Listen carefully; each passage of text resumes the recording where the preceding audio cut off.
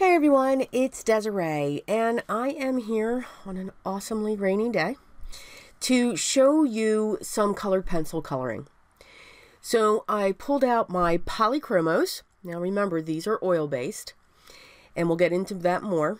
And then I'm going to be using the Honeybee Spring Blossom stamp set, and I'm going to be using one of my favorite papers. So it's actually by Strathmore. And it's either the toned gray, the toned tan, and they also have a toned blue.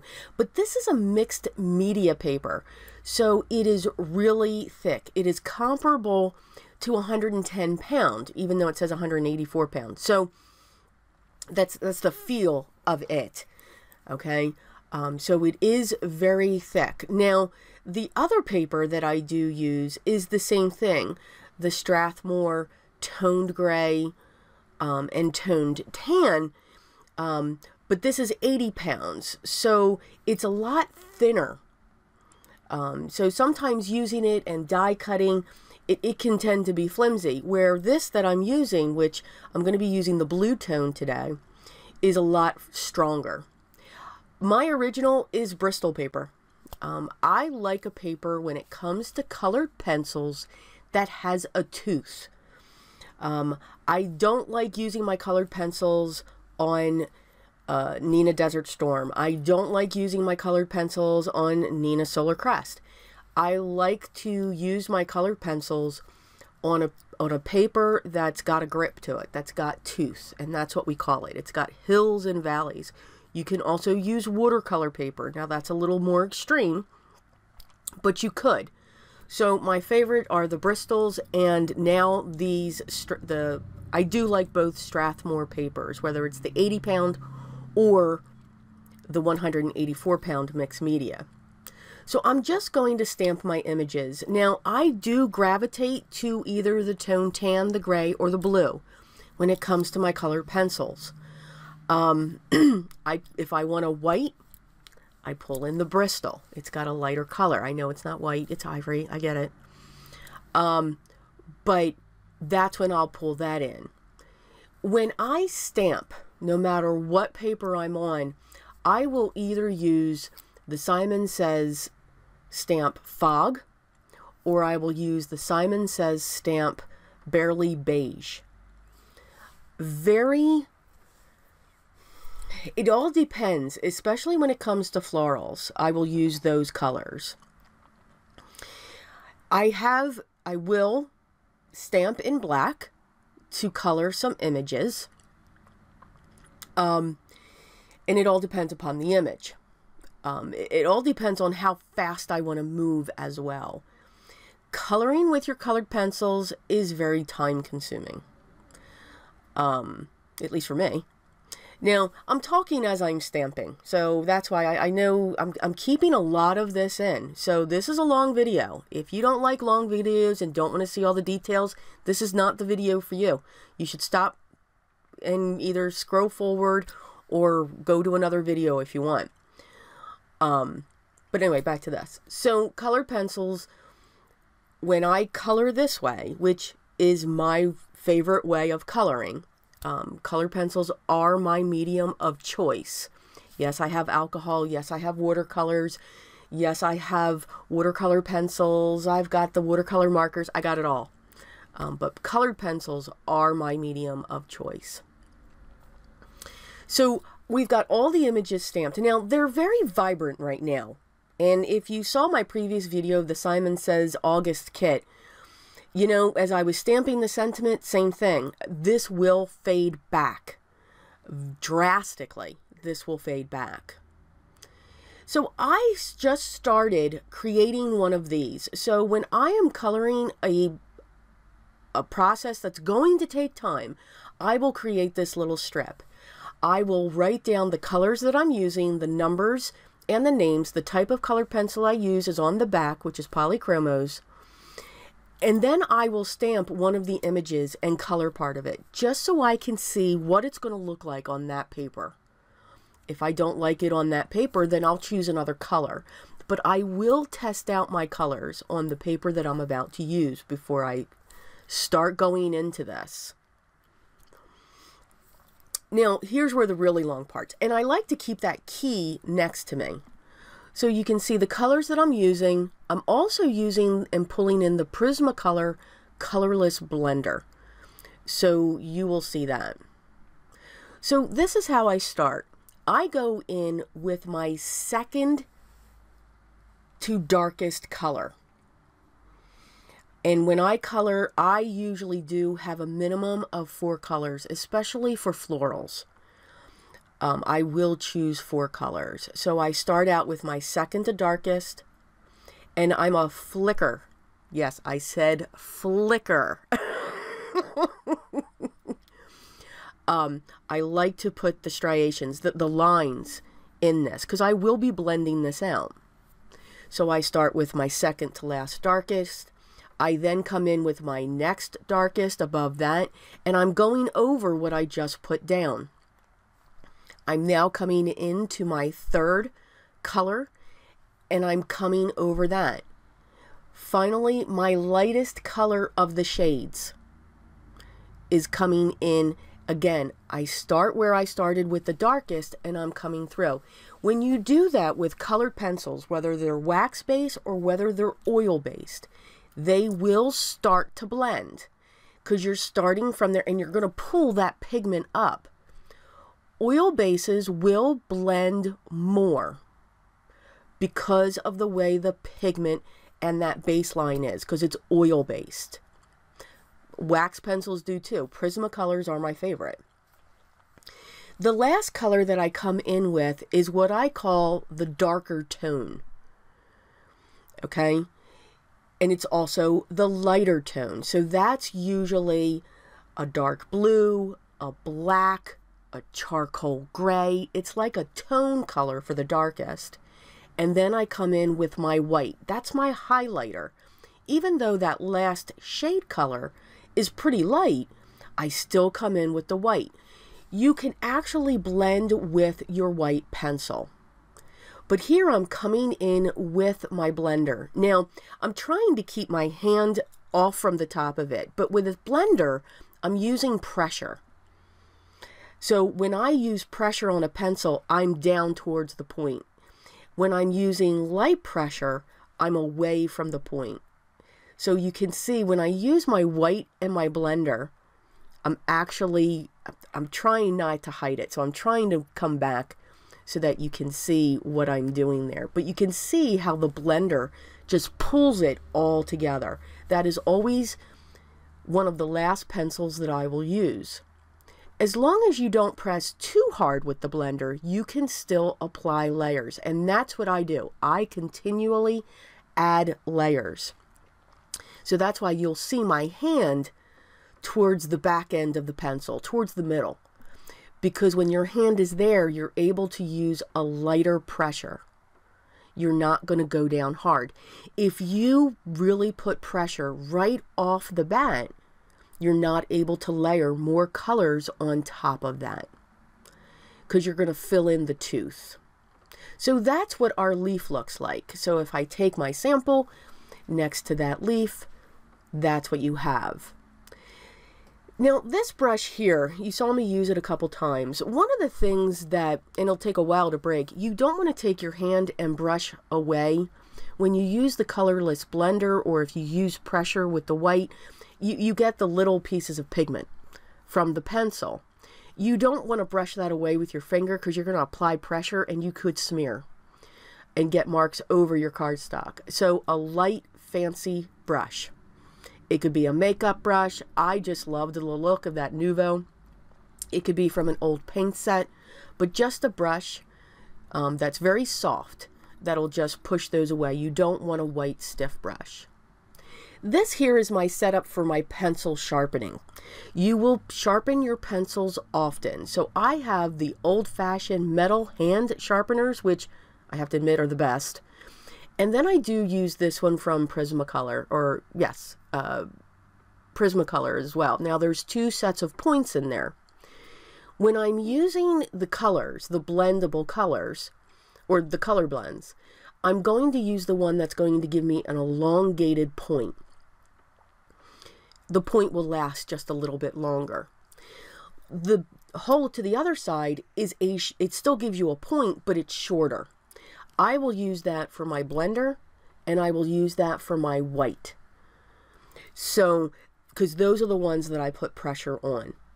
When it comes to the shades that I'm using, I'm not putting as much pressure.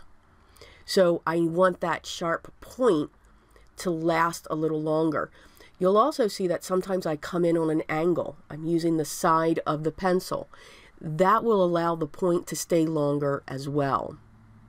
So the same thing, second to darkest color, the next darkest, the next one, the lightest, and then I come over with the white, and now I'm coming in with the blender to just blend out those lines, even though I kept on going over it.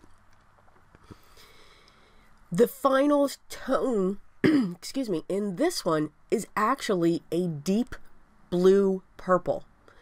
I've got all pinks there. But again, it's the toner. It's going to put that final level of shade. And you can see that blend because the petals are coming out from the center. So I want my shade towards the center of this flower. I'm going to show these two petals, this second one here, also in what I call my normal speed. And then we're really going to speed this up. Okay. But I did want to keep the majority of the coloring. I wanted you to see each segment of how I color.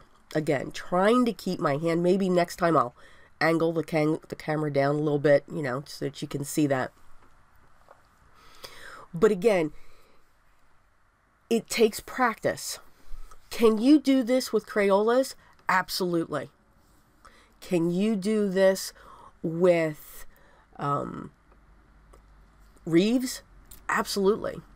This technique can be applied to any set of colored pencils. I've tried them all. I have them all. There is just one more set that I'm going to be getting. But I have both the oil-based and I have both the wax-based. Prismacolors are wax-based. They are my favorite. I think I have, not only do I have the largest set, but I have every set that they come out with, the 12 to 36, because I kept on growing. Now, when it comes to some of my other sets, you don't need to get all 120 pencils or 72 pencils right off the bat. If you are not sure that this is your medium of choice, if it is, then buy what you want. Colored pencils, yes, I am collecting them. I have close to 11 sets. And again, they range from Crayola, you know, no-name colored pencils, all the way up to the polys and the Prismacolors and everything in between. Because again, I enjoy that. I am one that will sit in the evening and color some of my images for my kits. Losing my power really taught me that, you know, just do that at night. You don't have to be in the room to do it. So it kind of helped me. But this I do find enjoyable. Again, this does take long. This is a long process. The items that I colored for this card, this took me about an hour to an hour and a half to do, to fully complete the pieces. Now, I didn't color everything.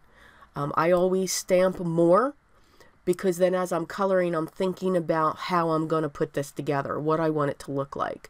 And then I'm like, okay, I only need this number of flowers, I need this number of leaves, I only need this. So I will always stamp more. I save them. I have a little box with all of those. Just remember that this outline here, it really dries back to where you can barely see it. I will interchange. I will use the fog on when I use the gray toned and the blue toned. I will use, of course, the barely beige on the tan toned.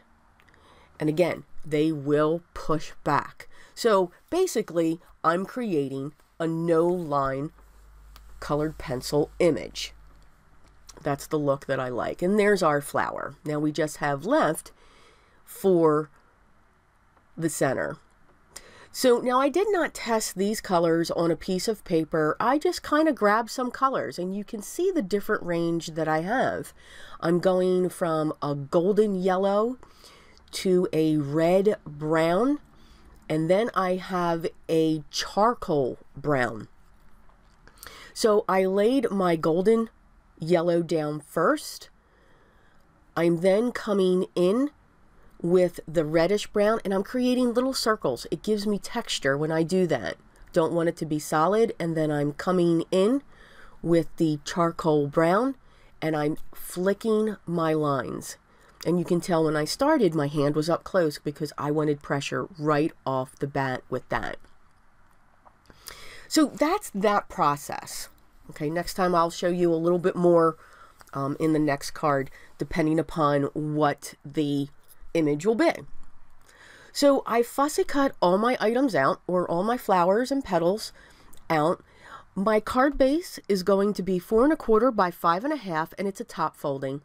And I'm also going to use the gray tone, or excuse me, the blue toned paper for my backdrop. And I already used my Favorite Things wonky stitched rectangle, and I used one of the smaller ones. I've placed my pieces now so that I could remember how I wanted that laid out. I did use a piece of press and seal. Now again, your colored pencils, you got a lot of layers. There's a lot of oil or wax base that you got going on there. You just got to make sure you push down a little bit more because it may not stick to the press and seal. So once I know where they were going to be set, I know where I want my sentiment. And my sentiment is coming from a Simon Says stamp set, which I believe came from a card kit, the autumn card kit. No, maybe, not sure. It will be linked down below. And it simply says, with all my heart. So this could be a sympathy card. This could be a Valentine's card. It can be a celebration card. So just by using that sentiment, it's very versatile. I stamped it with my VersaFine ink, and I covered it with my clear embossing powder, and I heat set that with my heat tool. I'm going to use a piece of fun foam to adhere to the back of this. And I pulled out my 2-inch tape, and I get this from Uline. This tape is phenomenal. I use it to apply my foam, and if I want to make a glitter panel myself. It's the only two things that I use it for, so it lasts forever. But let me tell you what, you put, and I added a little bit of glue, liquid glue, on each side. I couldn't find my little bottle. Yeah, big bottle, here we come, of my art glitter glue. I added just a little bit of glue on each side to make sure that it would stay flat. But that tape, yeah, the moment you put it down, make sure you're straight because you never can rip it back up. It will actually just tear the paper apart. That's how strong it is. It's awesome! So once that's set, I'm going to use a foam square in the center because I want that center flower propped up. I found the little container. It was right in front of me. And I'm going to apply my liquid glue to the other pieces, making sure that I am only hitting the pieces that I want to go flat down onto the panel. I want that one flower to be raised up with just a little bit more dimension. I'm going to slowly peel back the press and seal, making sure that I'm moving my fingers along to keep those pieces in place. Now we may have to rearrange them just a little bit, but because we're using liquid glue, we still have that time to do that. So you can see I'm wiggling some leaves and some flowers and just nesting them into place. I grabbed my dark walnut Nouveau drops, and I'm going to add some of those into the center of each of my flowers to add some more dimension and a little bit more of the brown. They were fine without that. Once I have that set, I'm going to add some glue in some areas around my card, and I'm going to add some of my iridescent sequins. If you've seen my previous videos, you know these are my favorite. I love these sequins. They change colors, they morph. There's a video that's coming out. A lot of you have been asking what are my staples, what are my must-haves, and that will be coming out very soon. So yeah, the sequins, that's part of it. Don't be surprised when you see them. I hope you enjoyed this video. If you did, hit the thumbs up, and please make sure you subscribe. More videos like this will be coming out, and many other types. You never know. But there will be an announcement coming up soon, so stay tuned. But I do really hope that I gave you some tips when it comes to colored pencils. I hope if you haven't tried them that I've inspired you and encouraged you to try them now. They're not difficult.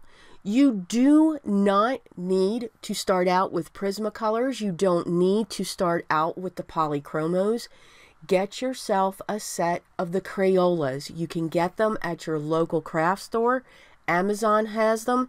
You can get a very large set for less than $20.